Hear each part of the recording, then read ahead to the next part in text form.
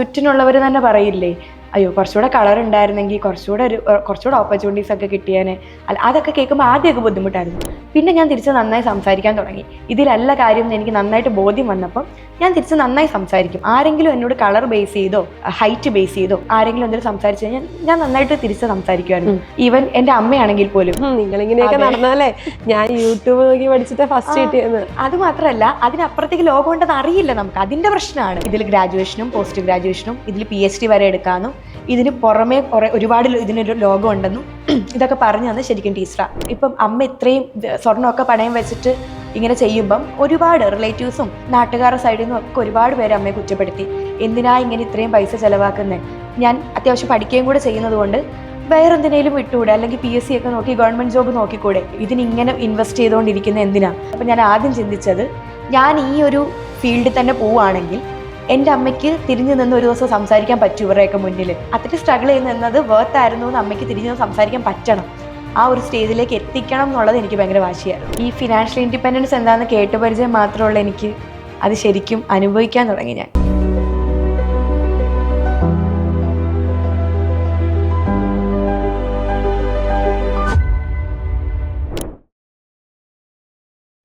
നമസ്കാരം, ഞാൻ അന്ന സുസൻ. സ്പാർക്കിൻ്റെ പുതിയൊരു എപ്പിസോഡിലേക്ക് ഹാർദമായി സ്വാഗതം. സ്പാർക്കിൻ്റെ ഹോട്ട് സീറ്റിൽ എപ്പോഴും നമ്മൾ കാണാറുള്ള സർവീസ് ഇൻഡസ്ട്രിയിൽ ബിസിനസ് ചെയ്യുന്നവർ, മാനുഫാക്ചറിങ് ഇൻഡസ്ട്രിയിൽ ബിസിനസ് ചെയ്യുന്നവർ, അല്ലെങ്കിൽ സ്വന്തമായൊരു പ്രൊഡക്റ്റ് ഡെവലപ്പ് ചെയ്യുന്നവരൊക്കെയാണല്ലോ. പക്ഷേ അതിൽ നിന്നെല്ലാം വ്യത്യസ്തമായിട്ട് ഇന്ന് ഞാൻ നിങ്ങളുടെ മുന്നിൽ അവതരിപ്പിക്കുന്നത് ഒരു നൃത്ത അധ്യാപികയെ കൂടിയാണ്. ഒരു സംരംഭക എന്നതിനേക്കാൾ ഉപരി തൻ്റെ പാഷനെ ബിസിനസ്സാക്കി മാറ്റാൻ ആഗ്രഹിക്കുന്ന, നല്ല രീതിയിൽ ഒരുപാട് വിദ്യാർത്ഥികൾക്ക് താൻ പഠിച്ച പാഠങ്ങൾ പറഞ്ഞു കൊടുക്കുന്ന ഒരു നല്ല അധ്യാപിക അക്ഷര. സ്വാഗതം അക്ഷര സ്പാർക്കിന്റെ ഹോട്ട് സീറ്റിലേക്ക്. അക്ഷരയുടെ നാട് എവിടെയാണ്? കായംകുളത്താണ്. പഠിച്ചതൊക്കെയോ? അവിടെ നാട്ടിൽ തന്നെയാണ് പഠിച്ചത്. വീട്ടിലാരൊക്കെയുണ്ട്? അമ്മയും പപ്പയും അനിയനും ഉണ്ട്. അച്ഛനും അമ്മയ്ക്ക് എന്നാ ചെയ്യുന്നു? പപ്പ ഇപ്പൊ കല്യാൺ ജ്വല്ലറിയിൽ വർക്ക് ചെയ്യാണ്, ഫീൽഡ് സ്റ്റാഫ് ആയിട്ട്. അമ്മയ്ക്ക് സ്വന്തമായിട്ട് ലാബ് ഉണ്ട്. ഓക്കെ. അനിയൻ 8ലാണ്. അപ്പൊ അച്ഛൻ നേരത്തെ എന്ത് ചെയ്യുമായിരുന്നു? അച്ഛൻ എൻ്റെ ഒരു സ്കൂൾ ടൈം വരെയൊക്കെ നമ്മൾ നാട്ടിൽ കൂലിപ്പണി, തട്ടിൻ്റെ പണിക്ക് പോകുമായിരുന്നു. അപ്പം അങ്ങനെ പൊയ്ക്കൊണ്ടിരുന്നപ്പം കുറച്ച് ഈ ജോലി സംബന്ധമായിട്ടുള്ള ഇഷ്യൂസൊക്കെ കാരണം തന്നെ തലയിൽ ഒരു വെയിൻ പൊട്ടിയായിരുന്നു. ടെൻഷൻ കൂടിയിട്ടാണോ? അല്ല, ഇങ്ങനെ മുകളിൽ തട്ടുകയും തല ഇങ്ങനെ അവിടെ ഇവിടെയും ഇടയ്ക്കിടയ്ക്ക് തട്ടിയതാണ്. പക്ഷെ അതിങ്ങനെ കുറേ ആയപ്പോഴത്തേക്കും തലവേദന മാത്രമേ പറയുന്നുണ്ടായിരുന്നുള്ളൂ. നമുക്കറിയില്ല ഇത് ഉള്ളിൽ എന്താ സംഭവിക്കുന്നതെന്ന്. അപ്പം കുറച്ചങ്ങോട്ട് പോയി കഴിഞ്ഞപ്പോഴത്തേക്കും അതിങ്ങനെ ഒരു തലവേദന വല്ലാണ്ട് കൂടി. പിന്നെ ഒരു ദിവസം ആയപ്പോഴത്തേക്കും പെട്ടെന്ന് ഒരു മെൻ്റൽ പോലൊരു ഇതിൻ്റെ തുടക്കമൊക്കെ ആയപ്പോഴത്തേക്കും നമുക്ക് മനസ്സിലായി കയ്യിൽ നിൽക്കില്ല എന്ന്. ശരിക്കും ഞാൻ ആ സമയത്ത് വീട്ടിലൊന്നുമില്ല, ഹോസ്റ്റലിലാണ്. അങ്ങനെ പെട്ടെന്ന് ഹോസ്പിറ്റലിൽ എത്തിച്ചപ്പോഴാണ് അവർ പറയുന്നത് ഇതുപോലെ തലയിലെ വെയിൻ പൊട്ടിയിരിക്കുന്നതാണ്. 3 വെയിൻ അപ്പോൾ പൊട്ടിയിട്ടുണ്ടായിരുന്നു അങ്ങനെ കൊണ്ടുപോകുമ്പോൾ. അതാണ് അപ്പം അത്രയും ക്രിട്ടിക്കലായി പോയത്. അപ്പം എത്തിച്ചില്ലായിരുന്നെങ്കിൽ ചിലപ്പം അതെ. അങ്ങനെ പെട്ടെന്ന് കീഹോൾ സർജറി ചെയ്തിട്ട് ഇൻസിഡന്റ് നടന്നിട്ട് ഞാൻ +2 പഠിക്കുമ്പോൾ. അപ്പോൾ അത് കഴിഞ്ഞിട്ട് ഇപ്പോഴാണ് അപ്പോൾ അച്ഛൻ കല്യാണിൽ വർക്ക് ചെയ്യുന്നത്? അല്ല, അത് കഴിഞ്ഞൊരു 1 ഇയറിനുള്ളിൽ. കാരണം വേറെ ജോലിക്കൊന്നും വിടരുതെന്ന് പറഞ്ഞിരുന്നു. കാരണം ഇപ്പം നാട്ടിലെ വേറെ ജോലിക്കോ അങ്ങനെയൊക്കെ പോയി കഴിഞ്ഞാൽ ഇത് തല അധികം സ്ട്രെയിൻ ആവരുതല്ലോ. അപ്പം അങ്ങനെ ഇരുന്നപ്പോഴാണ് ഇപ്പോൾ വെറുതെ ഇരുന്ന് കഴിയുമ്പോഴത്തേക്കും നമ്മൾ രോഗിയാണെന്നൊരിത് നമ്മുടെ മൈൻഡിൽ തന്നെ വരുമല്ലോ. എന്തെങ്കിലുമൊക്കെ ചെയ്തുകൊണ്ടിരുന്നാൽ നമ്മൾ തന്നെ അത് മറക്കും. അങ്ങനെ കല്യാണിൽ ഇന്റർവ്യൂവിന് പോയിട്ട് കിട്ടിയതാ പപ്പയ്ക്ക്. ഓക്കെ. അപ്പൊ പപ്പ കല്യാണിൽ ജോലിക്ക് പോകുന്നു. അമ്മ ലാബ് ടെക്നീഷ്യനാണ്. അമ്മയുടെ സ്വന്തം ലാബാണ്. ഓക്കെ. +2 വരെ ഇപ്പൊ എവിടെയാണ് പഠിച്ചതൊക്കെ? ഞാൻ 10th വരെ നാട്ടില് ഹൈസ്കൂളിൽ മുതോളത്ത് ഹൈസ്കൂളിലാണ് പഠിച്ചത്. പിന്നെ +1 +2 ഞാൻ ചെയ്തത് കണ്ണൂരാണ്. അതിനെ പറ്റി കണ്ണൂർ പോയി പഠിച്ചത്? അത് അവിടെ പോയത് എനിക്ക് +1 +2 ഞാൻ കേരള ബോർഡിൻ്റെ അണ്ടറിൽ കൊമേഴ്സ് അതെടുത്ത് പഠിച്ചു. ആ കൂട്ടത്തിൽ തന്നെ ഞാൻ IKSB യൂണിവേഴ്സിറ്റിയുടെ അണ്ടറിൽ ഭരതനാട്യത്തിൽ ഡിപ്ലോമയും ചെയ്തു. ഓക്കെ. +2 പഠിക്കും. ആ സമയത്ത് തന്നെ അപ്പം +2 തീർന്നപ്പം എൻ്റെ 2 വർഷത്തെ ഡിപ്ലോമയും കഴിഞ്ഞു. ഡിപ്ലോമയ്ക്ക് പഠിക്കാൻ പോയി. അതെ. അപ്പൊ 2 വർഷം അവിടെ ഹോസ്റ്റലിലായിരുന്നു. ഓക്കെ. അപ്പൊ ഈ ഡാൻസ് എന്ന് പറയുന്നത് ഭയങ്കര പാഷനേറ്റ് ആയിട്ടാണ് എനിക്ക് അക്ഷരോട് സംസാരിച്ച് മുഴുവൻ മനസ്സിലായി. ഭയങ്കര ഇഷ്ടമാണ് ഡാൻസ് ചെയ്യാൻ, ഡാൻസ് പഠിപ്പിക്കാൻ. ഒരു ഡാൻസുകാരിയാണ് എന്ന് അറിയപ്പെടാനായിട്ട്. അപ്പൊ ഇങ്ങനെ ഒരു പാഷൻ തോന്നി തുടങ്ങിയത്, അല്ലെങ്കിൽ ആദ്യം ഒരു ഡാൻസ് പഠിക്കാൻ പോകുന്നത് ഏത് ഏജിലാണ്? എനിക്ക് അങ്ങനെ ഉള്ളിൽ നിന്നൊരു സാധനം വന്നത് എനിക്ക് കറക്റ്റ് അറിയില്ല.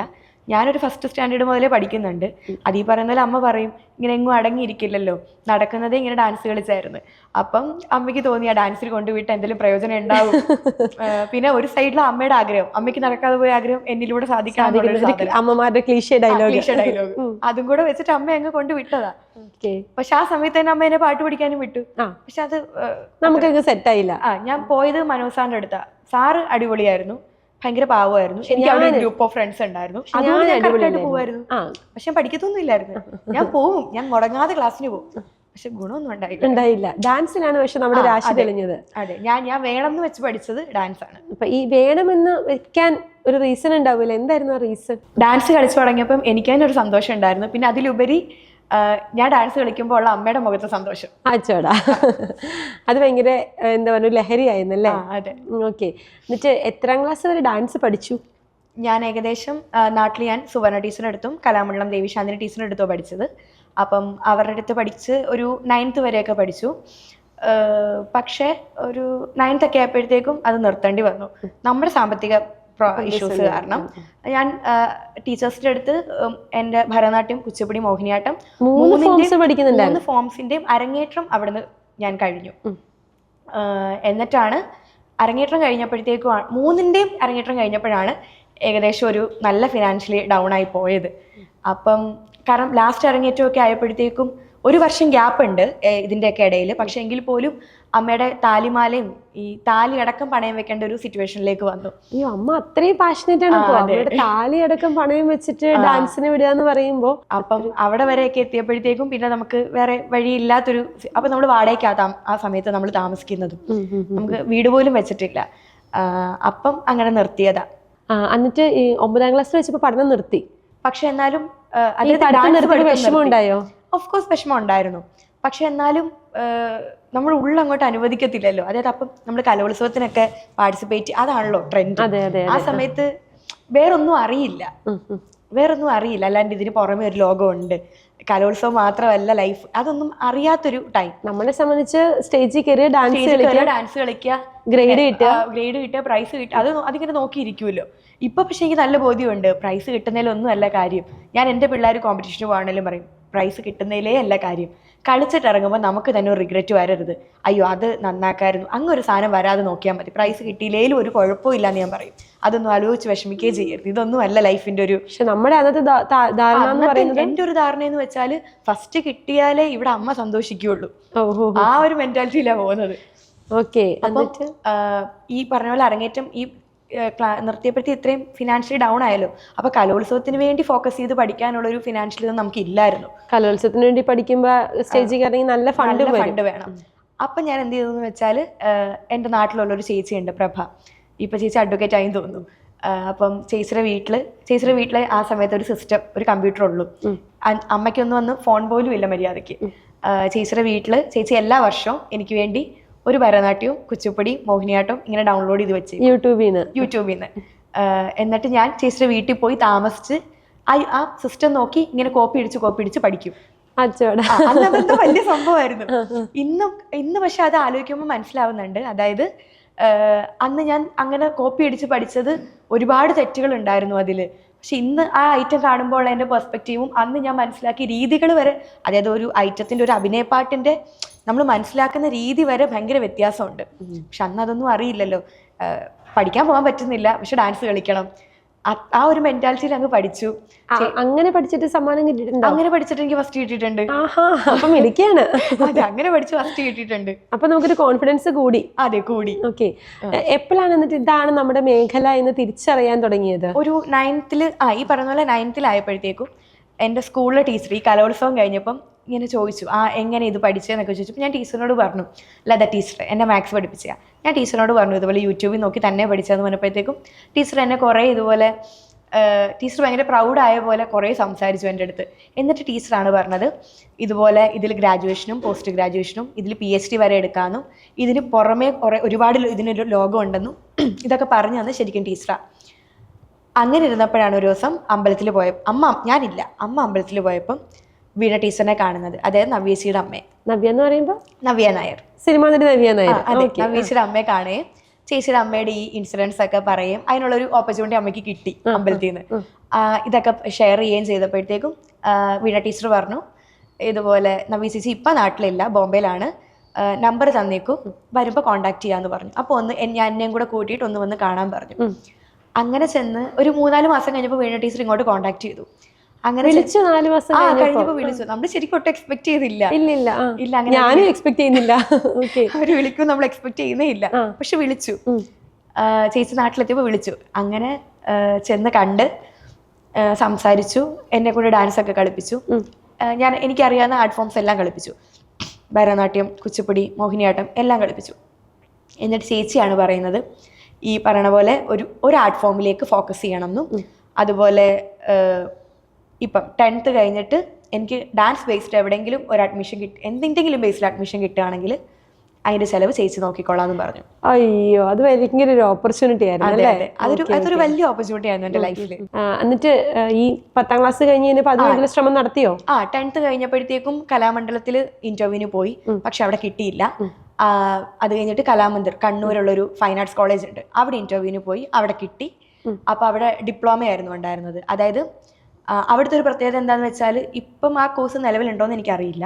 അത് പക്ഷെ നല്ലതായിരുന്നു. അത് എന്താന്ന് വെച്ചാൽ, നമുക്ക് +1 +2 നമുക്ക് നോർമൽ, നമുക്ക് കൊമേഴ്സ് ആണോ ഹ്യൂമാനിറ്റീസ് ആണോ വേണ്ടത്, എന്താണോ വേണ്ടത് നമുക്ക് ആ കോഴ്സ് എടുത്ത് നമുക്ക് പഠിക്കുകയും ചെയ്യാം. കൂടെ നമുക്ക് ഭരതനാട്യം ഡിപ്ലോമയും ചെയ്യാമായിരുന്നു. 2 വർഷത്തെ ഡിപ്ലോമ കിട്ടും. അതായത് +2 കഴിയുമ്പം നമ്മുടെ ഡിപ്ലോമയും കഴിഞ്ഞു. ആ രീതിയിൽ ഡിപ്ലോമയ്ക്കായിട്ട് നമ്മുടെ വേറൊരു ഇയർ പോകുന്നില്ല. അപ്പൊ അതിന് വേണ്ടിയിട്ട് ഒരു 20,000 രൂപ ഫീസ് വേണമായിരുന്നു. അത് ചേച്ചിയാ തന്നത്, നവ്യ ചേച്ചിയാ തന്നത്. ഓക്കെ. അപ്പൊ ആ ഓപ്പർച്യൂണിറ്റി നമ്മൾ നന്നായിട്ട്.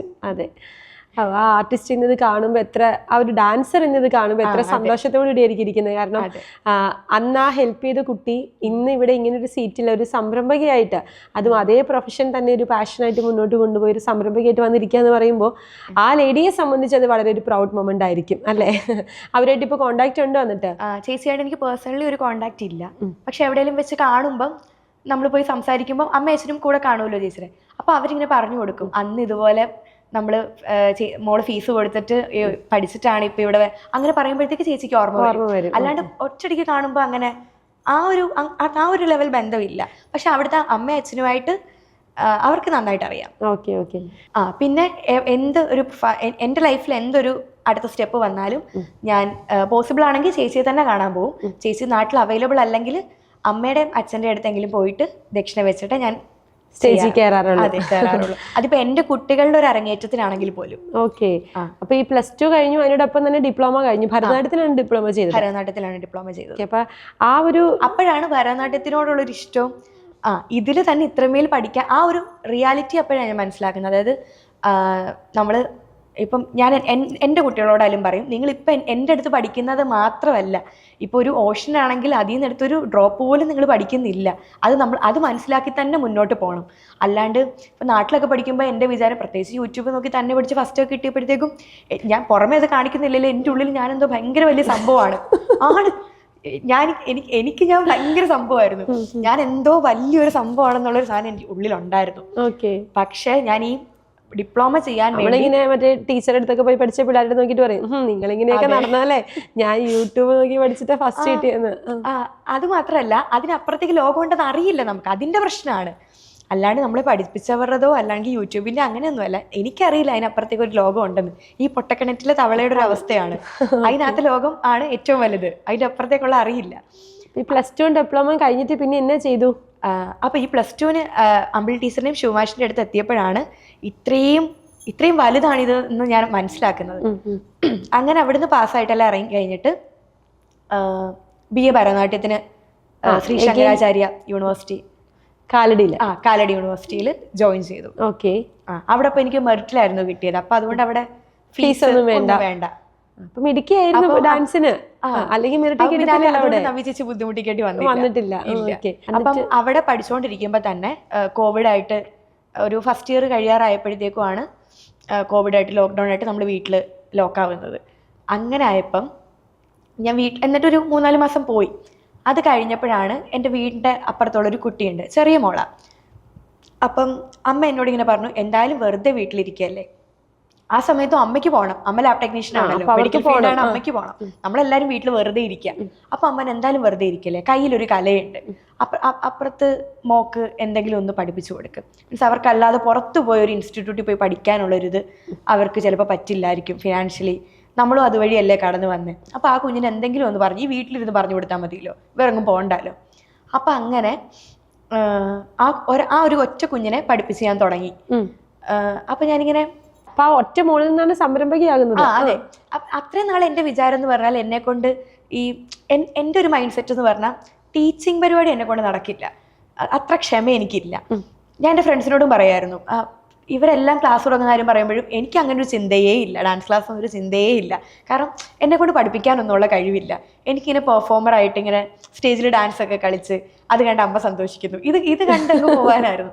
അപ്പം ഒരു സൈഡിൽ പെർഫോം ചെയ്യുന്നതിൻ്റെ എക്സ്പെൻസും എൻ്റെ മൈൻഡിലുണ്ട്. പക്ഷേ അത് വേറെ എന്തെങ്കിലും വഴി കൂടെ സെറ്റാക്കാം എന്നുള്ളൊരു മൈൻഡാണ്, അല്ലാണ്ട് പഠിപ്പിക്കണം എന്നൊരു മൈൻഡില്ല. അപ്പം ഞാൻ ശരിക്കും ഒരു താല്പര്യം ഇല്ലാണ്ടാണ് പിന്നെ വെറുതെ ഇരിക്കല്ലേ, ബോർ അടിക്കണ്ടല്ലോ എന്ന് വെച്ചെങ്കിൽ പഠിപ്പിച്ച് തുടങ്ങി. അപ്പം ആ സമയത്ത് എൻ്റെ ഒരു തട്ടുവടിയൊന്നുമില്ല.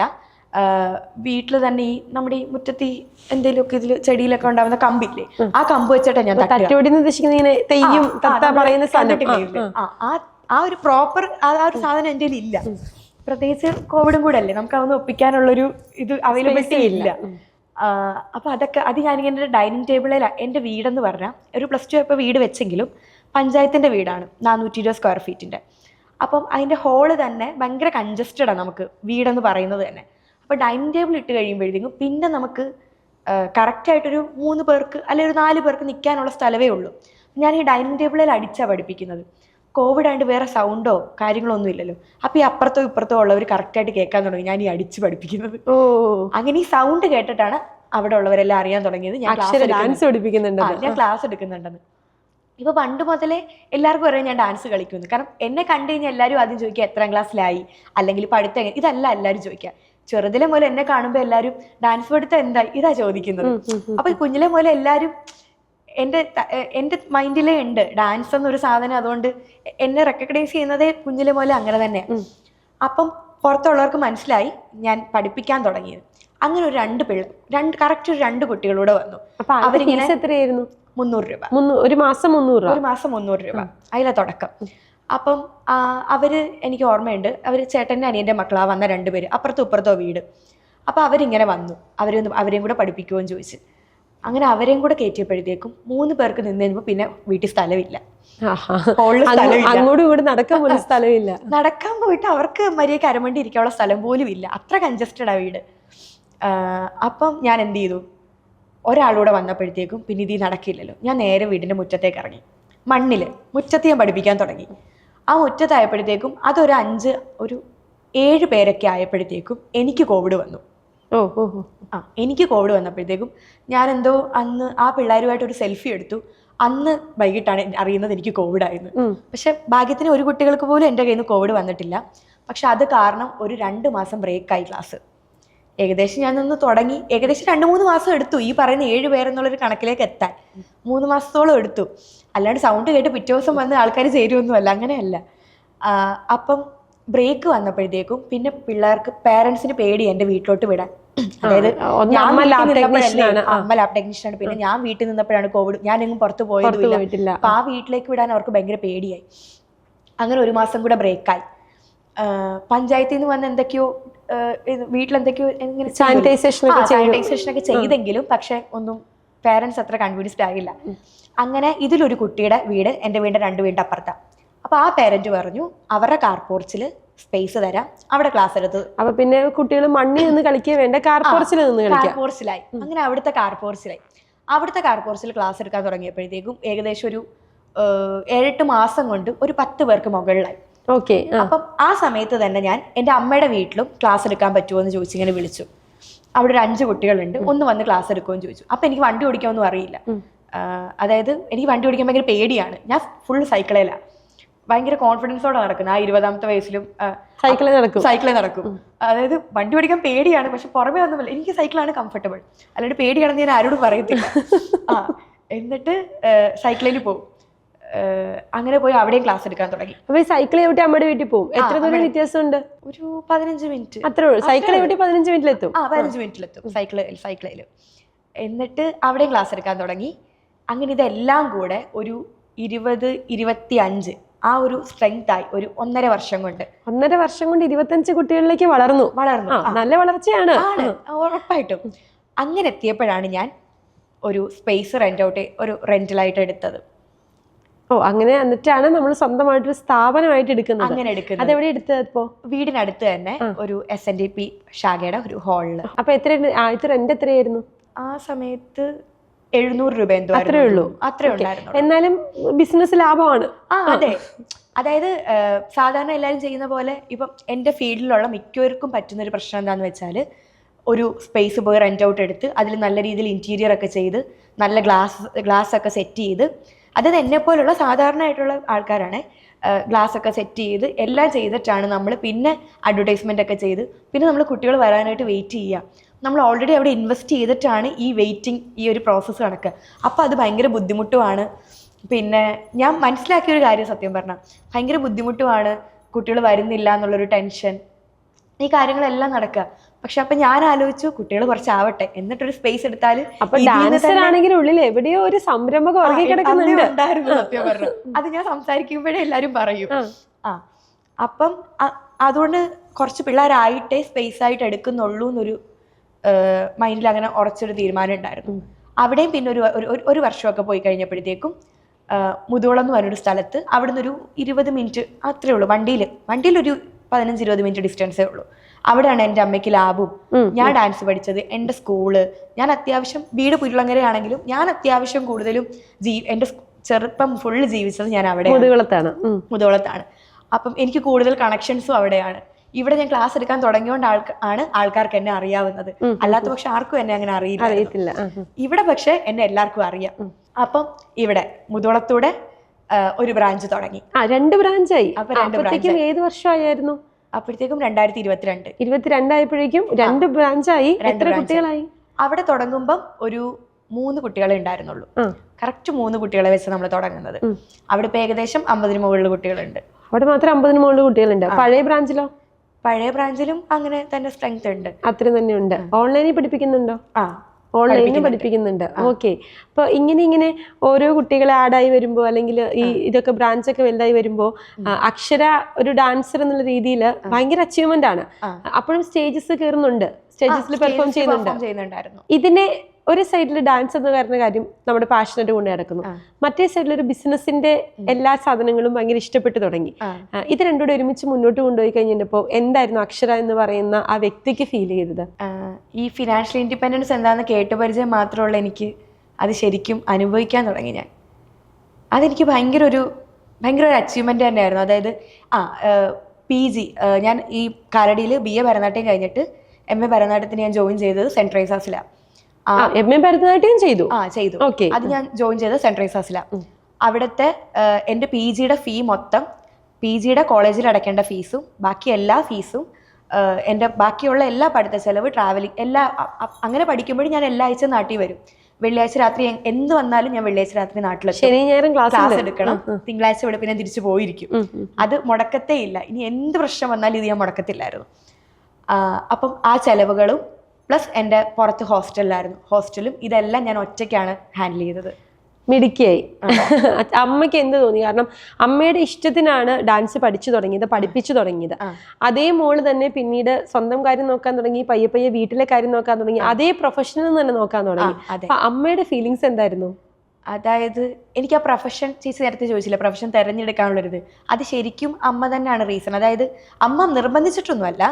ഞാനിങ്ങനെ ഇപ്പം അമ്മ ഇത്രയും സ്വർണ്ണമൊക്കെ പണയം വെച്ചിട്ട് ഇങ്ങനെ ചെയ്യുമ്പം അമ്മയുടെ റിലേറ്റീവ്സും പപ്പയുടെ സൈഡിൽ നിന്നുള്ള ഒരുപാട് റിലേറ്റീവ്സും അതുപോലെ നാട്ടുകാരുടെ സൈഡിൽ നിന്നും ഒക്കെ ഒരുപാട് പേര് അമ്മയെ കുറ്റപ്പെടുത്തി. എന്തിനാ ഇങ്ങനെ ഇത്രയും പൈസ ചിലവാക്കുന്നത്? ഞാൻ അത്യാവശ്യം പഠിക്കുകയും കൂടെ ചെയ്യുന്നത് കൊണ്ട് വേറെന്തിനേലും വിട്ടുകൂടെ, അല്ലെങ്കിൽ PSC ഒക്കെ നോക്കി ഗവൺമെൻറ് ജോബ് നോക്കിക്കൂടെ, അങ്ങനെ വേറെന്തിനേലും ആ കുട്ടീനെ വിട്, ഇതിനിങ്ങനെ ഇൻവെസ്റ്റ് ചെയ്തുകൊണ്ടിരിക്കുന്ന എന്തിനാ, വെറുതെ വേസ്റ്റ് ആയിരിക്കും എന്നുള്ള രീതിയിൽ പറഞ്ഞപ്പം എനിക്ക്, ഞാൻ പറഞ്ഞില്ല 9th ഇതുപോലൊരു സാധ്യതയും കൂടെ പറഞ്ഞു തന്നപ്പോൾ ഞാൻ ആദ്യം ചിന്തിച്ചത്, ഞാൻ ഈ ഒരു ഫീൽഡിൽ തന്നെ പോവുകയാണെങ്കിൽ എൻ്റെ അമ്മയ്ക്ക് തിരിഞ്ഞു നിന്ന് ഒരു ദിവസം സംസാരിക്കാൻ പറ്റും ഇവരുടെയൊക്കെ മുന്നിൽ. അതായത് അമ്മ അത്രയും സ്ട്രഗിൾ ചെയ്ത് എനിക്ക് വേണ്ടി അത്രയും സ്ട്രഗിൾ ചെയ്യുന്നത് വർത്തായിരുന്നു എന്ന് അമ്മയ്ക്ക് തിരിഞ്ഞു നിന്ന് സംസാരിക്കാൻ പറ്റണം. ആ ഒരു സ്റ്റേജിലേക്ക് എത്തിക്കണം എന്നുള്ളത് എനിക്ക് ഭയങ്കര വാശിയായിരുന്നു. അതിനുവേണ്ടിയും കൂടെയാണ് ശരിക്കും പറഞ്ഞാൽ ഞാൻ BA ഭരതനാട്യവും MA ഭരതനാട്യവും എല്ലാം എടുത്തത്. ഇപ്പോഴും പഠിച്ചുകൊണ്ടിരിക്കുകയാണ്? ഇപ്പോഴും പഠിച്ചുകൊണ്ടിരിക്കുകയാണ്. ഇപ്പൊ ആരുടെ കീഴിലാണ് പഠിക്കുന്നത്? ഇപ്പൊ ഞാൻ കലാക്ഷേത്ര രൂപിക ജോലി. ഓക്കെ, ഓൺലൈൻ ആണോ ഓഫ്ലൈൻ? അല്ല, ഓഫ്ലൈൻ ആണ്. ഓഫ്ലൈൻ ആയിട്ടാണ്. അത് പഠിക്കുന്ന കാര്യങ്ങൾ വീണ്ടും കുട്ടികളെ പഠിപ്പിക്കുന്നു? അതെ. ഓക്കെ, ഞാൻ വിശ്വസിക്കുന്നത് നമ്മൾ ഇങ്ങനെ അപ്ഡേറ്റ് ആയിട്ട് ഇരുന്നാലേ നമ്മുടെ കുട്ടികൾക്ക് നമുക്ക് പുതിയത് പ്രൊവൈഡ് ചെയ്യാൻ പറ്റുള്ളൂ. ഇല്ലെങ്കിൽ ഞാൻ ഈ MA കഴിഞ്ഞതിന്റെ ബേസിലുള്ള ഐറ്റംസ് ഞാൻ ഇങ്ങനെ റൗണ്ട് ചെയ്യേണ്ടി വരും അങ്ങോട്ടും ഇങ്ങോട്ടും. ഇത് നമുക്ക് പുതിയത് അവിടത്തേക്ക് പ്രൊവൈഡ് ചെയ്യാൻ പറ്റുന്നതും ഞാൻ സ്റ്റിൽ പഠിച്ചുകൊണ്ടിരിക്കുന്നത് കൊണ്ടാണ്. അതുകൊണ്ട് എനിക്ക് പറ്റാവുന്ന അത്രയും ഞാൻ പഠിക്കും. അക്ഷര, നമ്മൾ ഇത്രയും നേരം സംസാരിച്ചു. ഞാൻ ഒരു എന്താ പറയുക, കോൺട്രവേഴ്സി ഒന്നും ഉണ്ടാക്കാനല്ല, എന്നാലും എൻ്റെ ഒരു കുഞ്ഞു ആഗ്രഹം കൊണ്ട് ചോദിക്കുന്നതാണ്. പലപ്പോഴും പല സ്ഥലത്തുനിന്ന് മാറ്റി നിർത്തിയിട്ടുണ്ട്, അല്ലെങ്കിൽ ഒരുപാട് കളിയാക്കലുകൾ കേട്ടിട്ടുണ്ട്. കളറിന്റെ കാര്യം പറഞ്ഞത് അക്ഷര എന്നോട് പറഞ്ഞിരുന്നു. അങ്ങനത്തെ ബുദ്ധിമുട്ടുകളൊക്കെ ലൈഫിനെ എങ്ങനെ ഓവർകം ചെയ്തു? ആദ്യമൊക്കെ കുറച്ച് ബുദ്ധിമുട്ടുണ്ടായിരുന്നു. പിന്നെ നമ്മുടെ ചുറ്റിനുള്ളവർ തന്നെ പറയില്ലേ, അയ്യോ കുറച്ചുകൂടെ കളർ ഉണ്ടായിരുന്നെങ്കിൽ കുറച്ചുകൂടെ ഓപ്പർച്യൂണിറ്റീസ് ഒക്കെ കിട്ടിയേനെ. അതൊക്കെ കേൾക്കുമ്പോൾ ആദ്യമൊക്കെ ബുദ്ധിമുട്ടായിരുന്നു. പിന്നെ ഞാൻ തിരിച്ച് നന്നായി സംസാരിക്കാൻ തുടങ്ങി. ഇതിലല്ല കാര്യം എന്ന് എനിക്ക് നന്നായിട്ട് ബോധ്യം വന്നപ്പം ഞാൻ തിരിച്ച് നന്നായി സംസാരിക്കും. ആരെങ്കിലും എന്നോട് കളർ ബേസ് ചെയ്തോ അല്ലെങ്കിൽ ഹൈറ്റ് ബേസ് ചെയ്തോ ഇതിൻ്റെയൊക്കെ ഇതിൽ ആരെങ്കിലും എന്തെങ്കിലും സംസാരിച്ചു കഴിഞ്ഞാൽ ഞാൻ നന്നായിട്ട് തിരിച്ച് സംസാരിക്കുമായിരുന്നു. അതിപ്പം ഈവൻ എൻ്റെ അമ്മയാണെങ്കിൽ പോലും. ഇപ്പം അതായത് അമ്മ സാധാരണ കുടുംബത്തിൽ ജനിച്ചു വളർന്ന ആളായതുകൊണ്ട് അതിൻ്റെ ഇപ്പം എൻ്റെ അത്രയും പോലും പുറത്തുള്ളൊരു ലോകം അമ്മ കണ്ടിട്ടില്ല. അതിൻ്റെ ഒരു അറിവില്ലായ്മയായിരിക്കാം. അമ്മ ഇങ്ങനെ പറയും, എൻ്റെ അനിയൻ കുറച്ച് ഫെയർ ആണ്, അപ്പോൾ പറയും, കണ്ണന് കൊടുത്ത വെളുപ്പ് മിന്നുനുണ്ടായിരുന്നെങ്കിൽ എന്നൊരു സാധനം ഞാൻ വീട്ടിൽ നിന്നേ കേട്ട് വളർന്ന ആളാണ്. അപ്പം ആദ്യമൊക്കെ ഞാൻ അമ്മ പറയുന്നത് ശരിയായിരിക്കും എന്നാ ഞാൻ വിചാരിച്ചുകൊണ്ടിരുന്നത്. പിന്നെ എനിക്ക് മനസ്സിലായി, കണ്ണന് വെളുപ്പുണ്ടായാലും എന്താ, എനിക്കിപ്പോൾ കളർ ഇച്ചിരി കുറവായാലും എന്താ, ഞാൻ ചെയ്യുന്നത് കണ്ണനെ കൊണ്ട് ചെയ്യാൻ പറ്റുമോ? ആ ഒരു കോൺഫിഡൻസ് എനിക്ക് വന്നു. പക്ഷെ അതും എനിക്ക് അമ്മയിൽ നിന്ന് തന്നെ വന്നത്. ഇപ്പം ഞാൻ കുറേയൊക്കെ കാര്യങ്ങൾ അമ്മയെ കണ്ടു തന്നെ പഠിച്ചത്. അതായത് അമ്മ എങ്ങനെ ആൾക്കാരെ ട്രീറ്റ് ചെയ്യുന്നു, അമ്മ എങ്ങനെ ആൾക്കാരോട് സംസാരിക്കുന്നത്, എല്ലാവരെയും അമ്മ ഒരുപോലെ കാണുന്നു. അമ്മ ലാബ് ടെക്നീഷ്യൻ ആണല്ലോ, അപ്പോൾ പേഷ്യൻസിനെയൊക്കെ എങ്ങനെ അമ്മ ഹാൻഡിൽ ചെയ്യുന്നത്, പിന്നെ അമ്മ എങ്ങനെ ഫിനാൻഷ്യൽ കാര്യങ്ങൾ നോക്കുന്നത്. ഇപ്പം അമ്മയ്ക്ക് ഒരു ദിവസം ഒരു പ്രഷറെ BP വന്നുള്ളൂ ലാബിലെങ്കിൽ അമ്മ അതിനുള്ളത് ഞങ്ങളുടെ വീട്ടിൽ നടത്തുള്ളൂ. അല്ലാതെ 20 രൂപയുടെ വരുമാനം കിട്ടിയിട്ട് അമ്മ 80 രൂപയുടെ കടം വാങ്ങിയിട്ട് 100 രൂപയുടെ ചിലവ് നടത്തുന്ന ആളല്ല. അമ്മ 20 രൂപയ്ക്ക് ഞങ്ങളെ പറഞ്ഞ് മനസ്സിലാക്കി ഞങ്ങളെ അങ്ങനെ മുന്നോട്ട് കൊണ്ടുപോകുന്ന ആളാണ്. എന്നാൽ അമ്മയ്ക്ക് ഇപ്പം ഒരു ദിവസം ഒരു 2000 രൂപ കിട്ടിക്കഴിഞ്ഞാൽ അതനുസരിച്ച് അമ്മ ഞങ്ങൾ ട്രീറ്റ് ചെയ്യുകയും ചെയ്യും. അതുകൊണ്ട് അപ്പം അത് കണ്ടു വളർന്നത് കൊണ്ട് ഞാനും അങ്ങനെ തന്നെ ഫിനാൻഷ്യൽ കാര്യങ്ങളിൽ എൻ്റെ കയ്യിൽ എന്താണോ ഉള്ളത് അതനുസരിച്ച് ചെയ്യും. ഒരു സൈഡിൽ ഞാൻ സേവ് ചെയ്യാനും എപ്പോഴും ശ്രമിക്കും. ഞാൻ ഒരു സൈഡിൽ സേവ് ചെയ്യാൻ. ഒരു പാരൻറ്റ് എന്നോട് എൻക്വയറി ചെയ്ത് വിളിച്ചിരുന്നു. എന്നിട്ട് അവർ അടുത്ത ആഴ്ച വരാമെന്ന് പറഞ്ഞു. പക്ഷെ അവർ വന്നില്ല. അപ്പം ഞാൻ പിന്നെ ഒരു ദിവസം എന്തോ ഞാൻ തിരിച്ച് വിളിച്ചു, എൻക്വയറി ചെയ്തിട്ട് എന്തേ വന്നില്ല എന്ന് ചോദിച്ചപ്പോൾ പറഞ്ഞു, അത് ഞങ്ങളെ ഇങ്ങോട്ടൊരു ഡാൻസ് ക്ലാസ്സിൽ നിന്ന് വിളിച്ചു. അപ്പോൾ ഇവിടെ വീട്ടുകാരൊക്കെ നോക്കിയപ്പോഴത്തേക്കും ആ ടീച്ചറിനെ കാണാൻ നല്ല ഭംഗിയുണ്ടായിരുന്നു, അപ്പോൾ അതുകൊണ്ട് ഞങ്ങൾ അവിടെ കൊണ്ട് ചേർത്തു എന്ന് എന്നോട് പറഞ്ഞു. നേരിട്ട് എന്നോട് പറഞ്ഞു. അപ്പം ഞാൻ പറഞ്ഞാൽ ഓക്കെ ഫൈൻ എന്ന് പറഞ്ഞ് ഞാൻ വെച്ചു. പക്ഷെ ഞാൻ അപ്പം മനസ്സിലാലോചിച്ചു, ആ ടീച്ചർ ഏതാണെന്ന് അവർ പറഞ്ഞു. അവർക്ക് ഈ പറയുന്ന പോലെ ഒരു ഡിപ്ലോമ പോലും ഇല്ല. നമ്മൾ നോർമലി ഡാൻസ് പഠിച്ചിട്ട് അങ്ങനെ ഡാൻസ് ക്ലാസ് എടുക്കുന്നത് തെറ്റാണെന്നല്ല. അപ്പോൾ അവർ നമ്മളെ ഇങ്ങനെ, അതായത് നമ്മളെ കമ്പയർ ചെയ്യുന്നത് നമ്മുടെ ക്വാളിഫിക്കേഷനോ അല്ലെങ്കിൽ ഞാൻ പഠിപ്പിക്കുന്ന കുട്ടികൾ എങ്ങനെയുണ്ട് അല്ലെങ്കിൽ എൻ്റെ ക്ലാസ് എങ്ങനെയുണ്ട് ഇതിൻ്റെ ബേസിലല്ല അവരപ്പം അവിടെ കമ്പയർ ചെയ്തത്. എന്നെ കാണാൻ എങ്ങനെയുണ്ട്, എന്നേലി കാണാൻ ഭംഗിയുണ്ട്. അപ്പം അവരെ ടീച്ചർ അതാണെന്ന് പറയുമ്പോൾ ചിലപ്പോൾ അവർക്ക് അതായിരിക്കും പ്രൗഡ്. പക്ഷെ അതിലെനിക്ക് ഒരു വിഷമവും ഇല്ല. കാരണം ഒരു 150 മുകളിൽ പേരൻസ് ഉണ്ട് എൻ്റെ കഴിവിലും ഞാൻ പഠിപ്പിക്കുന്നതിലും വിശ്വസിച്ച് നിൽക്കുന്ന 150 മുകളിൽ പേരൻസ് എൻ്റെ അടുത്തുണ്ട്. ഇന്ന് 150-ലധികം കുട്ടികളെ പഠിപ്പിക്കുന്നുണ്ട്. മിടുക്കിയാണല്ലോ. അപ്പോൾ അതെ, ഞാൻ ചോദിക്കട്ടെ, ഇപ്പൊ ആദ്യത്തെ വരുമാനം 300 രൂപയായിരുന്നു. അമ്മ താലിമാല വരെ പണയം വെച്ചിട്ടാണ് അരങ്ങേറ്റത്തിനും സ്റ്റേജിലൊക്കെ പെർഫോമൻസിന് വേണ്ടിയിട്ടൊക്കെ ഇട്ടേക്കുന്നത്. ലൈഫിലൊരു പ്രൗഡ് മൊമെന്റ് ഉണ്ടാവില്ലേ നമുക്ക് തിരിഞ്ഞു നോക്കുമ്പോൾ? ഇപ്പൊ ഞാനൊക്കെ ഒരുപാട് കാര്യങ്ങൾ ചെയ്യണമെന്ന് ആഗ്രഹിച്ചിട്ട് മാറ്റിവെച്ച് പിന്നീട് പൈസ ഉണ്ടായപ്പോൾ ചെയ്തേക്കുന്ന കാര്യങ്ങളുണ്ട്. അതുപോലെ അക്ഷരയുടെ ജീവിതത്തിൽ ഉണ്ടാവും ഒരു പ്രൗഡ് മൊമെന്റ്? ഒന്നല്ല, ഞാൻ എനിക്ക് വേണ്ടി ചെയ്ത കുറേ കാര്യങ്ങളുണ്ട്. അതായത് എനിക്കിഷ്ടമുള്ള ഫോൺ വാങ്ങുക, കുറച്ച് എക്സ്പെൻസീവ് ആണെങ്കിലും സെൽഫ് ഗിഫ്റ്റഡ് എന്നുള്ള രീതിയിൽ ഞാൻ അത്രയും കഷ്ടപ്പെട്ട് ഞാൻ ഒരു വർഷം സേവ് ചെയ്ത് വാങ്ങിയത്. അതായത് EMI ഇടരുത്, അതെനിക്ക് ഭയങ്കര നിർബന്ധമായിരുന്നു. EMI ഇല്ലാതെ ഒരു വർഷം ഞാൻ ഇരുന്ന് സേവ് ചെയ്ത് എനിക്കിഷ്ടമുള്ള സാധനം ഞാൻ എൻ്റെ പൈസയ്ക്ക് തന്നെ മേടിക്കണം, അങ്ങനൊരു സംഭവം. പിന്നെ അതല്ലാതെ നമുക്കിപ്പം സ്വന്തമായിട്ട് വസ്തു ഉണ്ടെങ്കിലും, അച്ഛൻ്റെ കുടുംബമായിരുന്നു അത്, വസ്തു ഉണ്ടെങ്കിലും നമുക്ക് വഴിയില്ലായിരുന്നു വസ്തുവിലേക്ക് വഴിയില്ലായിരുന്നു. നമുക്ക് വണ്ടി ഉണ്ടെങ്കിൽ പോലും നമ്മൾ റോഡിൽ വേറെ റോഡ് സൈഡിലും അതുപോലെ അല്ലെങ്കിൽ വേറെ എവിടെയെങ്കിലും ഒക്കെ വണ്ടി വെക്കേണ്ട അവസ്ഥയൊക്കെ നമുക്ക് കുറേ വർഷങ്ങളായിട്ട് വന്നിട്ടുണ്ട്. അപ്പം അങ്ങനെ വന്ന സാഹചര്യത്തിൽ ഒരു 1.5 വർഷം മുന്നെയാണ് ഞങ്ങൾക്ക് ഇതുപോലെ വഴിക്കുള്ളൊരു സ്കോപ്പ് വന്നത്. അപ്പം അങ്ങനെ വന്നപ്പോഴത്തേക്ക് ഒരു നല്ല എമൗണ്ട് തന്നെ വഴിക്ക് കൊടുക്കേണ്ട അവസ്ഥ വന്നു. അപ്പം അങ്ങനെ വന്നപ്പം ഞാനും അമ്മയും പപ്പയും ഈക്വലി ഷെയർ ഇട്ടാണ് ആ വഴി വാങ്ങിച്ചത്. ആ നല്ല എമൗണ്ടിന്റെ ഈ 1/3 ഭാഗം എനിക്ക് കൊടുക്കാൻ പറ്റി എന്നുള്ളത് എനിക്കൊരു വലിയ അച്ചീവ്മെന്റ്. അത് ഇതേ ഡാൻസ് തന്നെ ഇതിൽ നിന്നുള്ള ഇൻകത്തിൽ നിന്ന് തന്നെ എനിക്കത് കൊടുക്കാൻ പറ്റി. ഓക്കെ.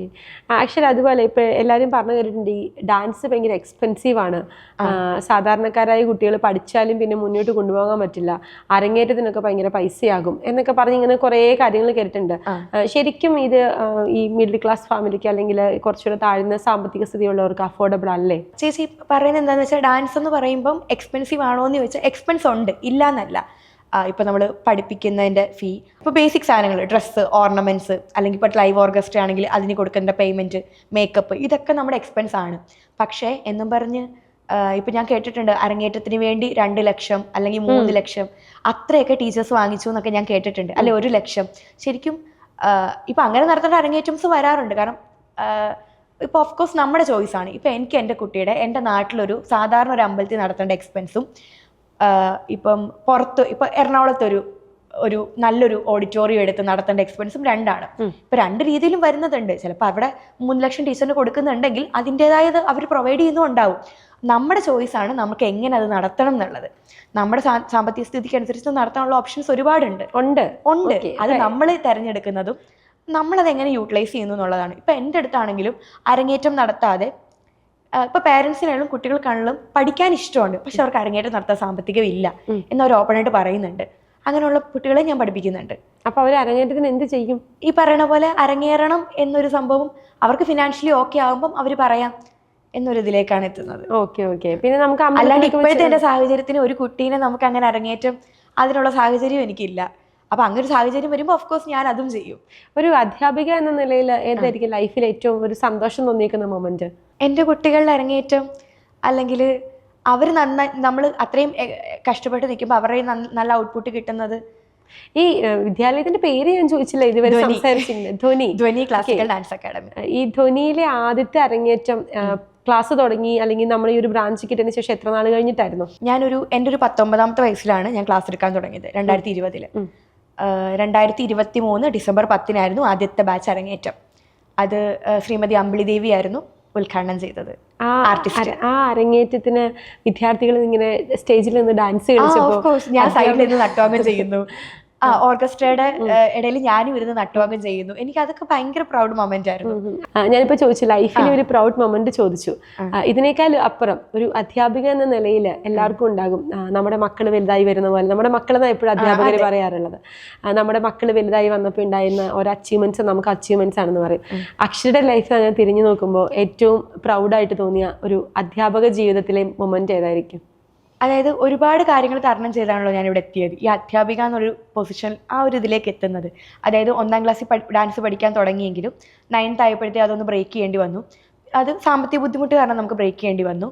അങ്ങനെ പൊക്കോണ്ടിരുന്നപ്പോഴത്തേക്കും യൂട്യൂബ് നോക്കി പഠിച്ച് കലോത്സവങ്ങൾ അറ്റൻഡ് ചെയ്യേണ്ടി വന്നു. അതും കഴിഞ്ഞ് നമ്മളൊരു ആർട്ടിസ്റ്റിൻ്റെ സഹായത്തോടു കൂടി എനിക്ക് ഇത് തുടർന്ന് പഠിക്കാനുള്ള ഭാഗ്യം കിട്ടി. അങ്ങനെ എല്ലാം പൊക്കോണ്ടിരുന്നെങ്കിലും ഈ കളറിൻ്റെ ബേസിലും ഹൈറ്റ് കുറവാണെന്നുള്ള ബേസിൽ കുറേ കളിയാക്കലുകളും മാറ്റി നിർത്തലുകളും ഒക്കെ ഉണ്ടായി. ഇതെല്ലാം തരണം ചെയ്ത് നമ്മൾ മുന്നോട്ട് വന്ന് ക്ലാസ്സൊക്കെ തുടങ്ങി. അത്യാവശ്യം കുട്ടികളൊക്കെ ആയെങ്കിലും നമ്മൾ അരങ്ങേറ്റമൊക്കെ ആയപ്പോഴത്തേക്കും നല്ല സ്ട്രഗിളായിരുന്നു. നല്ല പാടുപെട്ട് തന്നെയാണ് നമ്മൾ ആ ഒരു കുട്ടികളെ സ്റ്റേജിൽ കയറ്റുക എന്നുള്ളൊരു ഇതിലേക്ക് എത്തിയത്. ചേച്ചി ഞാൻ ഒരുപാട് കരഞ്ഞ് ഇപ്പോൾ ടീച്ചർ ആയതിനു ശേഷം, കാരണം എനിക്ക് അറിയില്ലല്ലോ ഇത് എന്തൊക്കെയാണ് വരുന്നത്. ആദ്യമായിട്ടൊരു അനുഭവിക്കുന്നതിൻ്റെ ഒരു ഇതിൽ ഞാൻ രാവിലെ മുതൽ രാത്രി വരെ ഫുള്ളൊക്കെ ഇരുന്ന് കരഞ്ഞ ദിവസങ്ങളുണ്ട്. അത്ര ഞാൻ ഡൗൺ ആയി പോയിട്ടുണ്ട്. ഇപ്പം ഞാൻ ശരിക്കും പറഞ്ഞാൽ എനിക്ക് തന്നെ അറിയാം ഞാൻ കുറച്ചുകൂടെ സ്ട്രോങ് ആണെന്ന്. പക്ഷെ അങ്ങനെ ഇരുന്ന് കരഞ്ഞ ദിവസങ്ങളുണ്ട്. അതെല്ലാം കഴിഞ്ഞ് ഞാൻ ഈ കുട്ടികൾ അരങ്ങേറ്റം ചെയ്യുന്ന ആ സ്റ്റേജിൽ നിന്ന് നട്ടുവാങ്ങം ചെയ്യുമ്പം എനിക്കതൊരു വലിയ പ്രൗഡ് മൊമെന്റ് തന്നെ ആയിരുന്നു. അല്ല, എനിക്കത് ഫീൽ ചെയ്യാൻ പറ്റും. ഞാനിപ്പോ എനിക്ക് തോന്നുന്നു അവിടെ സ്റ്റേജിൽ സൈഡിൽ ഇരിക്കുന്നുണ്ട് ആ മൊമെന്റിൽ. അതെ, നമുക്ക് ലൈഫിൽ ഏറ്റവും സന്തോഷം തോന്നുന്നൊരു നിമിഷമായിരിക്കും ഇത്. കണ്ടോണ്ട് അമ്മ ഇരിക്കുന്നതായിരിക്കും അതിനേക്കാൾ സന്തോഷം ഉണ്ടാകുന്നു. ഓക്കെ, ഇപ്പം അക്ഷരനെ പോലെ ഒരുപാട് പേര് സ്കൂളിലും കോളേജിലൊക്കെ നല്ല പെർഫോമൻസ് ചെയ്ത് ഡിഗ്രിയും PG ഒക്കെ ഹയർ സ്റ്റഡീസും ഒക്കെ ഇതിനകത്ത് എടുത്തിട്ട് അവരൊക്കെ പക്ഷേ കല്യാണം കഴിഞ്ഞതിന് ശേഷം അല്ലെങ്കിൽ വീട്ടിലെ കുറേ സാഹചര്യങ്ങൾ കാരണം, പേഴ്സണലി സാഹചര്യങ്ങൾ കാരണം ഒക്കെ ആ പ്രൊഫഷനെ കംപ്ലീറ്റേ മറന്ന് ജീവിക്കുന്നവരുണ്ടാകും. പക്ഷെ ഉള്ളിനുള്ള അവരെന്നും ഒരു ആർട്ടിസ്റ്റാണ്, ഒരു ഡാൻസറാണ്. അവരോട് അക്ഷരയ്ക്ക് എന്താ പറഞ്ഞു കൊടുക്കാനുള്ളത്? എനിക്ക് പറയാനുള്ളത്, നമുക്ക് ഇപ്പം പണ്ടത്തെ കാലമല്ല, പോസിബിലിറ്റീസ് ഒരുപാടുണ്ട്. അതുപോലെ അവൈലബിലിറ്റിയും കൂടുതലാണ് പണ്ടത്തെ അപേക്ഷിച്ച് നോക്കുമ്പോൾ. ഒരു സ്ഥലം റെൻ്റ് ഔട്ട് ചെയ്ത്, അതായത് നല്ല രീതിയിൽ ഒരു അക്കാഡമി ആയിട്ട് തുടങ്ങണം എന്ന് വിചാരിച്ചിരിക്കുന്നതുകൊണ്ടായിരിക്കും കുറേ പേർക്ക് അതിങ്ങനെ സ്റ്റക്കായി പോകുന്ന ഫണ്ടിൻ്റെ ഒരു കുഴപ്പം.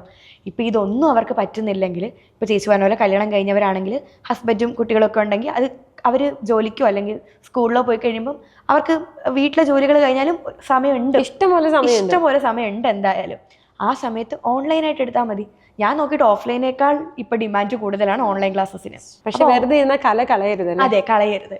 നമ്മൾ അത്യാവശ്യം കുറച്ച് പ്രാക്ടീസ് ഒക്കെ ചെയ്ത് നമ്മൾ പഠിപ്പിക്കുമ്പോൾ ഞാൻ നോക്കിയിട്ട് നമ്മൾ കുറച്ചുകൂടെ നമ്മുടെ ഉള്ളിലേക്ക് അത് ഉറക്കിയാണ് പഠിപ്പിക്കുമ്പോൾ. അതെ, അവർക്ക് ഓപ്പർച്യൂണിറ്റി ഉണ്ട് ഓൺലൈനായിട്ട് പുതിയ അപ്ഡേഷൻസ് പഠിക്കുകയും ഒരു വഴിക്കൂടെ നമുക്ക് വേണേൽ ഒരു നല്ലൊരു ടീച്ചറിന്റെ അണ്ടറിൽ ഓൺലൈൻ ക്ലാസ് അറ്റൻഡ് ചെയ്യുകയും ചെയ്യാം, ഇപ്പുറത്ത് നമുക്ക് ഓൺലൈനായിട്ട് പഠിപ്പിക്കുകയും ചെയ്യാം.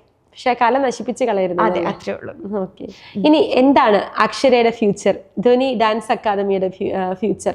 എന്താക്കണം, എങ്ങനെ പോകണമെന്നൊക്കെയാണ് സ്വപ്നം കാണുന്നത്? ഇപ്പം ഞാൻ ഒന്ന് ഒരു NSS കരയോഗം, ഒന്നൊരു SNDPയുടെ ശാഖയുടെ ഹോളുമാണ്. അപ്പോൾ ഇത് നമ്മൾ റെൻ്റ് ഔട്ട് ചെയ്തിട്ടാണല്ലോ ക്ലാസ് എടുക്കുന്നത്. അപ്പം അവിടെ വരുന്നൊരു ലിമിറ്റേഷൻ എന്താണെന്ന് വെച്ചാൽ, അവിടെ ഓട്ടോമാറ്റിക്കലി എന്തെങ്കിലും ഒരു പൊതുപരിപാടി നടക്കുന്ന സ്ഥലമാണല്ലോ. അവരുടെ കുഴപ്പമല്ല, അത് പൊതുപരിപാടി നടത്തേണ്ട സ്ഥലമാണത്. അപ്പം അവിടെ അങ്ങനെ നടക്കുമ്പോഴത്തേക്കും നമ്മുടെ ക്ലാസ് നമുക്ക് മാറ്റി വെക്കേണ്ടി വരുന്നുണ്ട്. അപ്പം എൻ്റെ കുട്ടികളുടെ ക്ലാസ് അവിടെ നമ്മൾ ഫീസ് വാങ്ങുമ്പം അതനുസരിച്ച് നമ്മൾ പ്രൊവൈഡ് ചെയ്യണമല്ലോ. അപ്പം അവിടെ ക്ലാസ് ഇങ്ങനെ കട്ടാവുന്നുണ്ട്. അപ്പം അത് വരാതെ നമുക്ക് സ്വന്തമായിട്ടൊരു അക്കാഡമി, ഒരു സ്പേസ്, നമുക്ക് സ്വന്തമായിട്ടുള്ളൊരു സ്പേസ് വരണമെന്ന് ഭയങ്കര ആഗ്രഹമാണ്. അതിൽ ഏറ്റവും നോക്കിക്കാണുന്ന ഒരു കാര്യമാണ്, ഇപ്പം എല്ലാ ഡാൻസ് ടീച്ചേഴ്സിന്റെ ഒരു സ്വപ്നമായിരിക്കും സ്വന്തമായിട്ടൊരു സ്പേസ്, അതിലൊരു മിറർ. അതെ, മിററിന്റെ കഥ. അത് നമുക്ക് നമ്മളെ തന്നെ കണ്ട് കളിക്കുക, അതൊരു ഭയങ്കര എക്സൈറ്റ്മെന്റ് ആണ് ചേച്ചി. മിറർ വെക്കാന്നുള്ളതാണ് എൻ്റെ ഏറ്റവും വലിയ സ്വപ്നം. ഇപ്പം ഇതിൽ ഏതെങ്കിലും ഒരു സ്ഥലത്ത് ഒരു മിറർ വെക്കാനുള്ള ഒരു ഓപ്പർച്യൂണിറ്റി അവർ തന്നു കഴിഞ്ഞാൽ ഞാൻ തന്നെ പൈസ മുടക്കി വേണം ചെയ്യാൻ റെഡിയാണ്. പക്ഷെ അവിടെ അത് പറ്റില്ല എന്നുള്ളത് കൊണ്ടാണ് നമുക്കത്. അപ്പൊ അക്ഷരയുടെ ആ ആഗ്രഹം പെട്ടെന്ന് നടക്കട്ടെ. ഒരു മിററൊക്കെ വെച്ച് സ്വന്തമായിട്ട് ചെറുതാണെങ്കിലും ഒരു അക്കാദമി തുടങ്ങാൻ പെട്ടെന്ന് തന്നെ സാധിക്കട്ടെ. എനിക്ക് വളരെ സന്തോഷമുണ്ട്. കാരണം അക്ഷര നല്ലൊരു അധ്യാപികയാണ്, അതിനേക്കാൾ നല്ലൊരു ഓൺട്രപ്രണറാണ്. അല്ലെങ്കിൽ ഒരിക്കലും അക്ഷര ഈ സീറ്റിൽ ഇരിക്കാൻ അക്ഷര തയ്യാറാവില്ല. കാരണം എല്ലാവരും ചിന്തിക്കും, അയ്യോ ഞാൻ എത്തിയോ, ഞാൻ അതിനുള്ളതായോ, ഞാനൊരു ഓൺട്രപ്രണറാണ്, ഞാനൊരു ഡാൻസർ അല്ലേ, ഞാനൊരു ടീച്ചറല്ലേ എന്നൊക്കെ ചിന്തിക്കുന്നിടത്തൊന്ന് മാറി നിന്ന് അക്ഷര ഇവിടെ വന്നിരിക്കാനുള്ള ഒരു കോൺഫിഡൻസ് അക്ഷരയുടെ ഒരു ഓൺട്രപ്രണർ തന്നെയാണ്. അപ്പോൾ മുന്നോട്ടുള്ള യാത്രയിൽ അക്ഷര പഠിച്ചുകൊണ്ടിരിക്കുന്ന പഠിച്ച കാര്യങ്ങളെല്ലാം നല്ല രീതിയിൽ കുട്ടികൾക്ക് പറഞ്ഞു കൊടുക്കുന്ന, നാളെ ലോകം അറിയപ്പെടുന്ന ഒരു ഡാൻസ് അധ്യാപികയായിട്ട്, ഒരു നൃത്ത അധ്യാപികയായിട്ട് മാറട്ടെ എന്ന് ആഗ്രഹിക്കുന്നു, ആശംസിക്കുന്നു. ഇനി മുന്നോട്ടുള്ള എല്ലാ യാത്രയിലും ഞങ്ങളുണ്ടാവും കൂടെ. അടുത്ത വേദിയിൽ അമ്മ താഴെയിരുന്ന് സന്തോഷിക്കുന്നത് പോലെ തന്നെ ഞങ്ങളും താഴെയിരുന്ന് സന്തോഷിക്കാൻ ആ ഒരു അവസരം സാക്ഷിയാവാൻ സാധിക്കട്ടെ എന്ന് ആഗ്രഹിക്കുന്നു. ഞാൻ തുടക്കത്തിൽ പറഞ്ഞതുപോലെ വളരെ സന്തോഷത്തോടു കൂടിയുള്ള ഒരു എപ്പിസോഡ്, വളരെ ഹാപ്പിയായിട്ട് എൻഡ് ചെയ്യുന്നൊരു എപ്പിസോഡ്. ഒരു നൃത്ത അധ്യാപിക, ഒരു അധ്യാപിക മാത്രമല്ല, ഞാനൊരു സംരംഭകയാണെന്നുകൂടി തിരിച്ചറിഞ്ഞതിൻ്റെ ഭാഗമായിട്ടാണ് ഈ ഹോട്ട് സീറ്റ് ചൂസ് ചെയ്തത്. അപ്പോൾ ആ യാത്രയിൽ ഇനി നമുക്കും ഒരുമിച്ച് കൂടെ നിൽക്കാം, ആ യാത്രയിൽ നമുക്കൊരു പങ്കാളിയാകാം. ഓൺലൈൻ ക്ലാസ്സിലും ഓഫ്ലൈൻ ക്ലാസ്സിലൊക്കെ നമുക്ക് അക്ഷരേനെ നമ്മുടെ കുട്ടികളെ നമുക്ക് അക്ഷരയിൽ നിന്ന് അവരുടെ ഡാൻസ് പഠിപ്പിക്കാം. നല്ലൊരു ഭരതനാട്യ അധ്യാപിക, വളരെ നല്ലൊരു കഥ. നമുക്കിനിയും അവരോടൊപ്പം കൂടെ നിൽക്കാം. Thank you so much.